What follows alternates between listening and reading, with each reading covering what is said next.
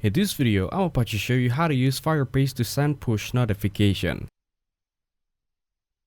First, create a Firebase project and set up Cloud Messaging FCM in the Firebase console. Now, integrate Firebase SDK into your app, Android, iOS or web by adding the required dependencies. Obtain FCM tokens from the client's devices to uniquely identify each user. Then, use Firebase console to manually send notifications via the Cloud Messaging tab.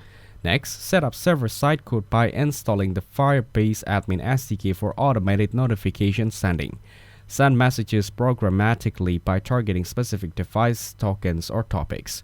After that, configure notification payloads with title, body, and custom data if needed. Handle notifications in your app using Firebase Messaging Service listeners. Test and monitor notifications through Firebase console or your server logs for delivery status. Thanks for watching. Don't forget to like and subscribe.